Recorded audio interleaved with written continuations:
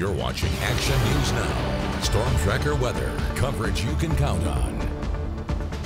If you saw or heard firefighters racing through Magalia today, it was likely because of this house fire there on Showdown Circle. Crews rushed out there for a kitchen fire that happened around 10 this morning. They say nobody was home, and they're still looking into how it started. Now let's get our check of the forecast now as we head into this Tuesday evening and right smack dab in the middle of the month of May.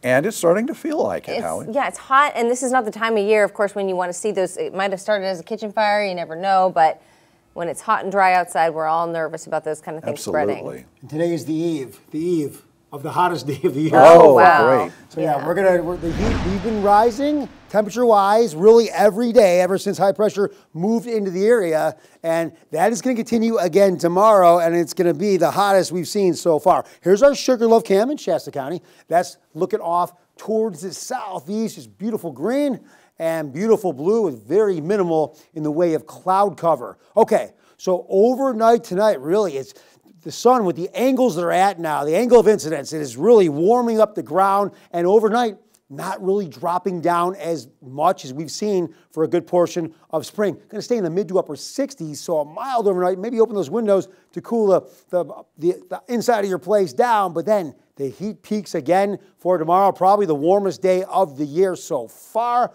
but there is some relief on the way, and we're going to cover all of that and more. We'll start off in the coastal range, the North Mountains. And this is not a misprint. We are headed into the mid-90s in portions of these higher elevations, and even in the Sierra and the Cascades, we're going to see temperatures closing in on 90 degrees.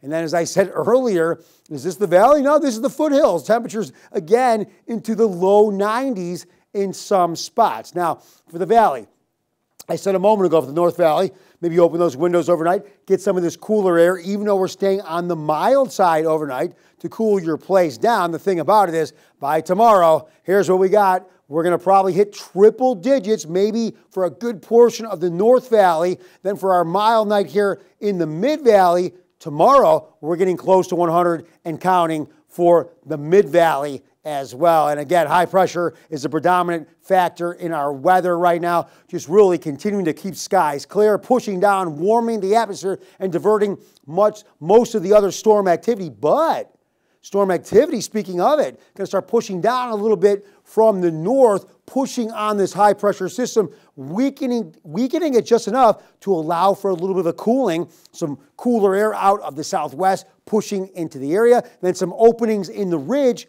could allow for some pop-up showers. Most of that activity will stay to the south of us and in the higher elevations. So slight chance for rain. I don't want to give you false hope, but we are going to see a cool down. Look at the weekend. Maybe only staying in the 80s, then the mid-80s, low 80s after the weekend. Again, Redding, very, very hot tomorrow. But just like that, as we head to 100 degrees and then some, we're going to cool down into the 80s. I think that's going to feel on the cool side. At least we know that's coming. Thanks, Howie. Well, we're